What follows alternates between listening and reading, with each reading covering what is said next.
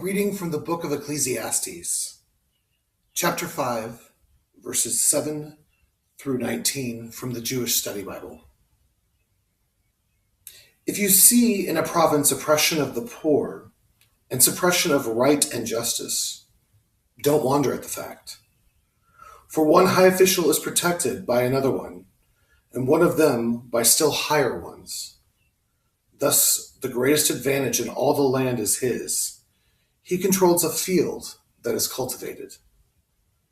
A lover of money has never his fill of money, nor a lover of wealth his fill of income. That too is futile. As his substance increases, so do those who consume it. What then does the success of the owner amount to but feasting his eyes? A worker's sleep is sweet, whether he has much or little to eat, but the rich man's abundance doesn't let him sleep. Here is a grave evil I have seen and observed under the sun. Riches hoarded by their owners to his misfortune, in that those riches are lost in some unlucky venture. And if he begets a son, he has nothing in hand. Another grave evil is this: he must depart just as he came. As he came out of his mother's womb, so must he depart at last, naked as he came. He can take nothing of his wealth to carry with him, so what good on his toiling for the wind? Besides, all his days he eats in darkness, with much vexation and grief and anger. Only this, I have found, is real good: that one should eat and drink and get pleasure with all the gains he makes under the sun, during the numbered days of life that God has given him, for that is his portion. Also, whenever a man is given riches and property by God, and is also permitted by him to enjoy them and to take his portion and get pleasure for his gains, that is a gift from God. For such a man will not brood much over the days of his life, because God keeps him busy enjoying himself.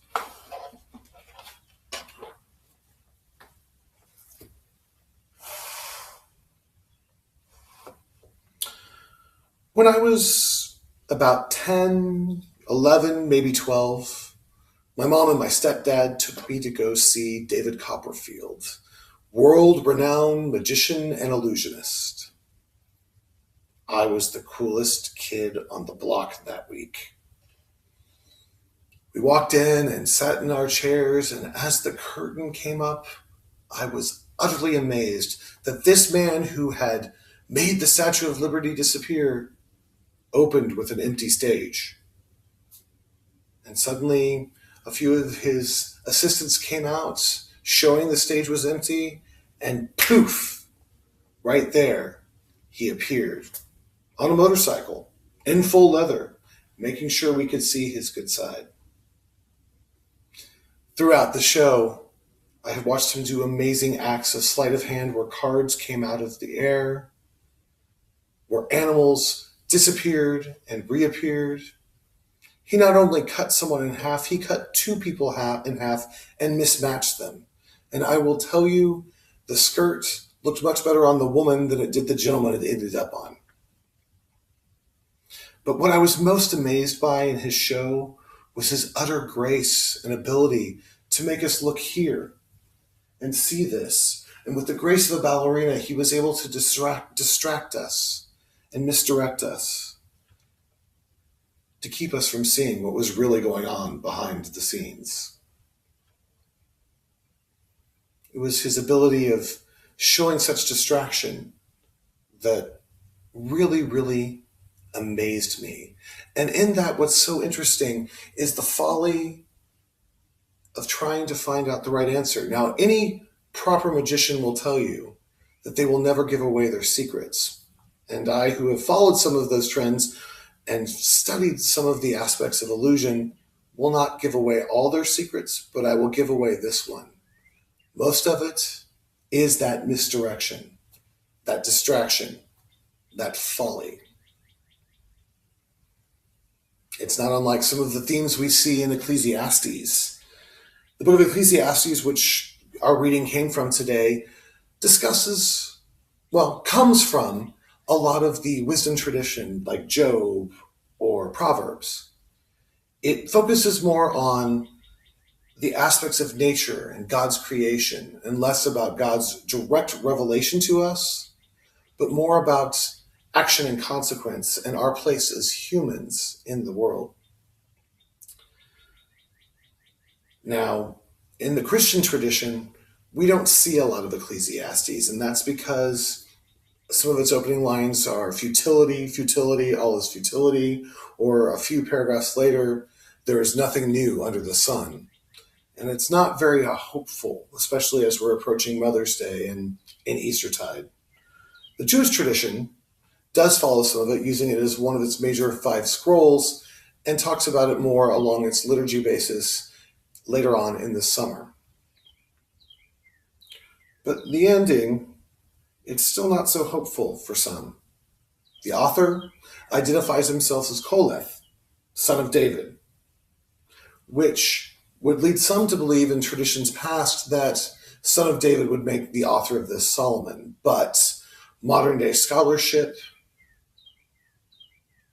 aspects of historical criticism, literary criticism have proven this couldn't have been Solomon the author. So we know very little. What we do know is the word Koleth itself means assembler. It could also, in some translations, mean teacher or preacher. But what's interesting about that name is that it's actually a feminine name, followed by son of David. It would be the equivalent of Mary, son of David, Susie, son of David. That has given a lot of play to some scholars in biblical studies in which perhaps Koleth really was a woman. Perhaps he was a feminist. Perhaps he's our first transgender individual. But in the end, we'll never know, and we're left to a lot of questions. So I, with the possibility of being wrong, will refer to Koleth as he, because it seems to be his pronoun of choice. Now, the particular passage I just read started off of Koleth's understanding. It is a reflection of his understanding of his governmental structures that he sees. We're not sure if it was Hellenistic or Egyptian or even Archimedean, but we do know there was a governmental structure in place, one in which top-down caused some oppression. We know that there was a misappropriation of justice, and we know that all of those things were systemic. And that problem hasn't changed much today. Being from Kansas City, I'll talk about, and being on the border of the Kansas and Missouri state line, I'll talk about some issues on both sides of that state line. First, the state of Kansas just recently passed laws limiting welfare recipients' abilities to spend their money and receiving their money. They're limited to withdrawals of $25 a day. Now, at first glance, this would make sense. However, like with scripture, if you look a little deeper and see some of the implications, applications, we find some complications. For example, if someone is to pay their rent of, let's say, $250, they must each day go to an ATM that will accept their card and withdraw that $25 because checks are not allowed in accounts for welfare recipients. But in addition to that, they will have to go for 10 days. Oh, wait, let's make that 11 days, because if they can't write a check, most of the landlords will only accept money orders. They'll have to pay for that as well. So 11 days to get your $250 for your rent of $250. Interesting problem there. Those on welfare often have transportation issues. So a bus pass, paying somebody some gas money, or even a cab. Let's add 2 more days. So 13 days total just to pay your rent. Time spent trying to do this when much other opportunities would afford you a better way. it seems folly, it seems vanity, and it seems to be a bit of a distraction from more important things they could be doing. The state of Missouri, the state Senate and House are considering legislation limiting what people who are on the SNAP program can buy. Now, the SNAP program is a food stamps program, and each person on the program receives about an average of about $4 a day. Now, I don't know about you, but if I had coffee this morning from Starbucks, that was about $2.50 plus maybe a tip of $1. It's $3.50. $4 for 3 square meals per person is not going to go far. Problem one. Problem two, they're limiting what you can purchase. Now, at first glance, the limitation of cookies and potato chips, candy, steak, and seafood would seem to make sense. But again, like with scripture, if you look deeper and you look at its application and implication, we find some complications. The words steak and seafood have been applied to refer to all beef product and all fish products.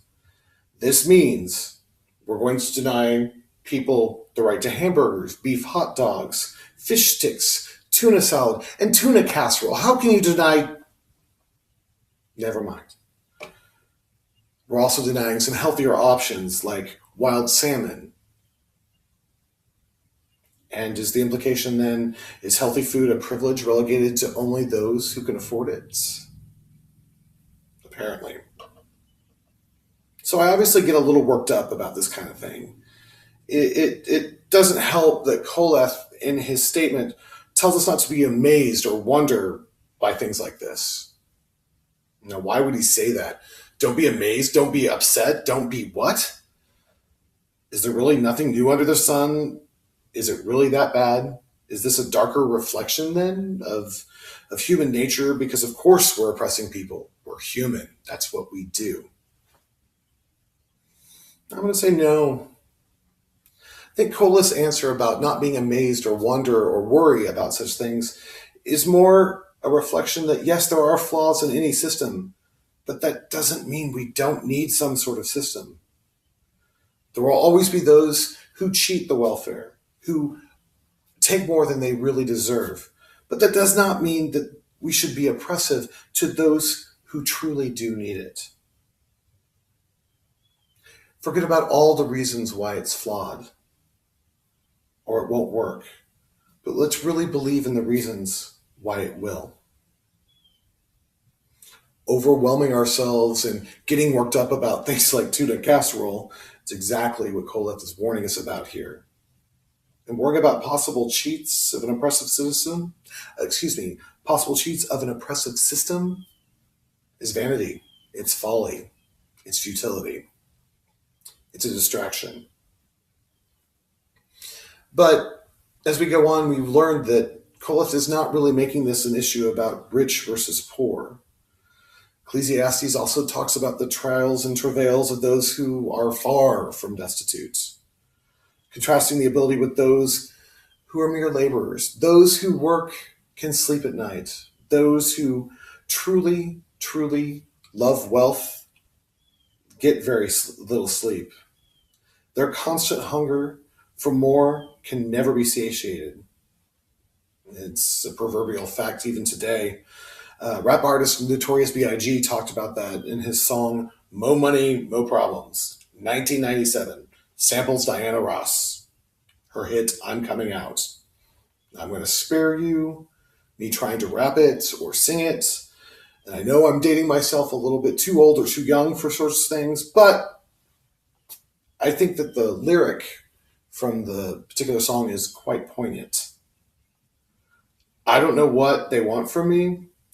It's like the more money we come across, the more problems we see. 401k, IRA, pension, home equity loan, home association dues, car payments, utilities, club dues, car insurance, renter's insurance, homeowner's insurance, and let's not forget health insurance. Then there are the taxes, the federal, the state, the city, the property, the sales, the inheritance, debit cards, HSA cards, credit cards, and Lord, please deliver us from our student debt. It's overwhelming. No wonder we're having problems with ADD, ADHD, insomnia, stress, and then end up medicated. But exploitation of the poor and hoarding are not the most grievous acts that Kolev discusses. Ecclesiastes finds it a great sin to waste one's wealth in a bad business venture. That is actually what he discusses, to the point that you leave someone destitute, that you leave nothing behind. But the real sin here isn't that we lose money in a bad choice or give up all our wealth to a simple monetary mistake. The sin is being cavalier and haughty and ignoring that others will be affected by our choices. We're missing the fact that our actions have consequences, and those consequences do not only affect us, but others. We see it today. We've seen Ponzi schemes. Bernie Madoff, you're nothing new. There's nothing new under the sun. And apparently Kolev was right. The danger in this first sin that Ecclesiastes explains in this passage is that we will affect the world around us. And if we are not aware of that, we will leave generations behind suffering. We see that environmentally today with changes in our climate. We see it all over. But the problem is, as we're working towards things, the danger is losing sight of what is important.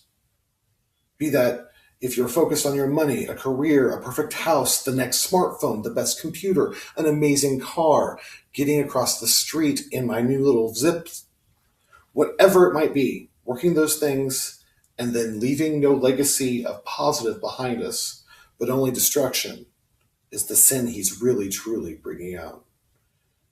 It's getting caught up in that trap of, if only. If only I were smarter. If only I could have this thing, it would make me richer. If only I were wiser, healthier, prettier, faster, better. And then worse, blaming those who are smarter, richer, faster, wiser, healthier, prettier, better. Getting caught up in that dichotomy is really easy between the rich and the poor. And blame game is a big part of that.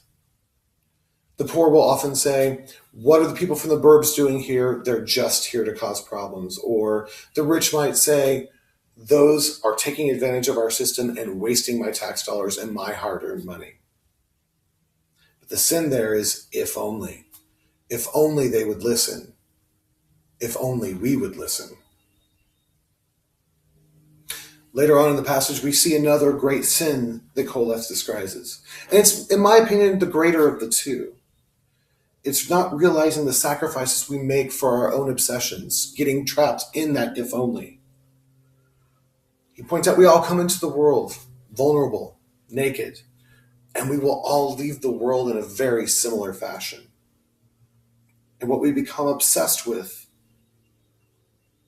will then eventually isolate us. We endure the stress of long days and skipped lunches and overseeing so much and yet enjoying so little. And the fact remains is wealth does not guarantee our security or our safety.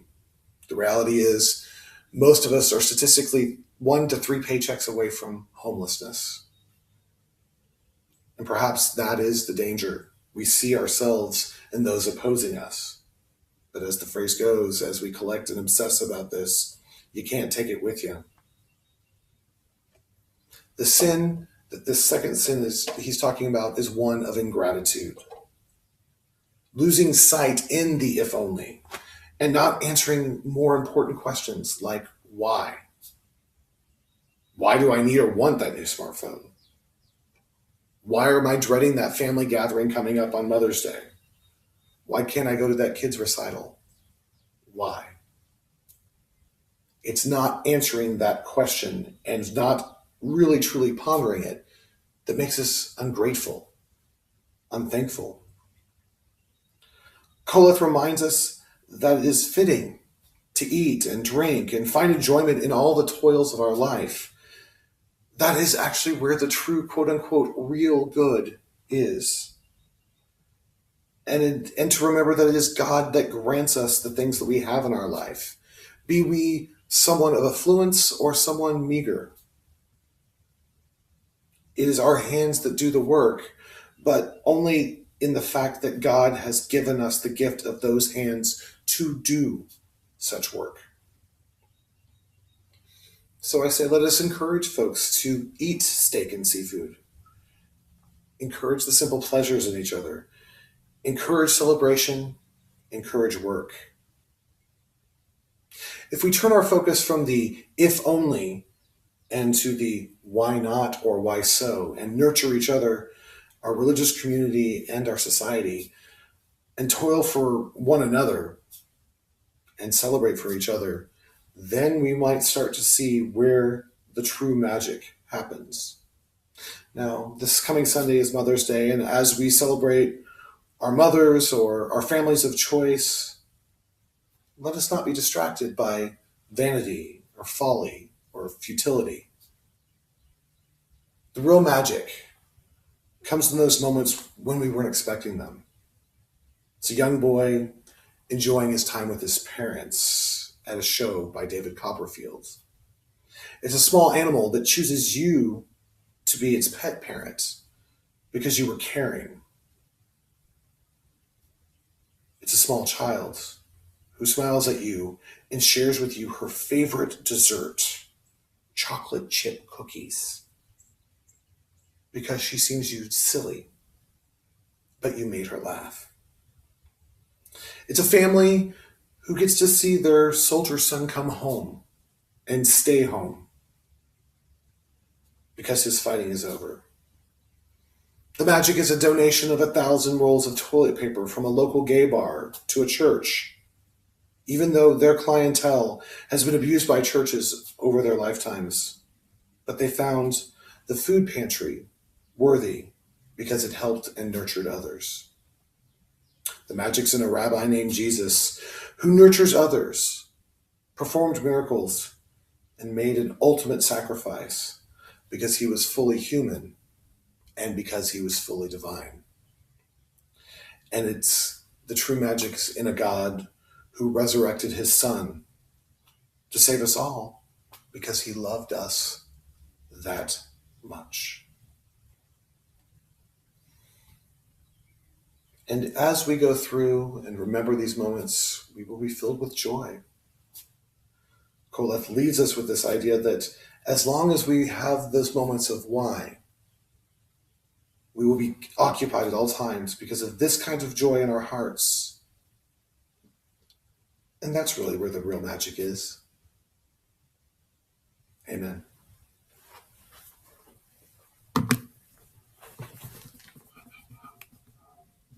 Oh, it stopped.